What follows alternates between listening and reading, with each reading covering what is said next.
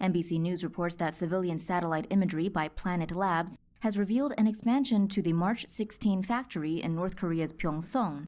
Citing expert analysis given to the channel, NBC reports that these activities could mean North Korea will soon resume the testing of intercontinental ballistic missiles. Analyst Jeffrey Lewis told the channel that a temporary structure has been erected at the March 16 factory.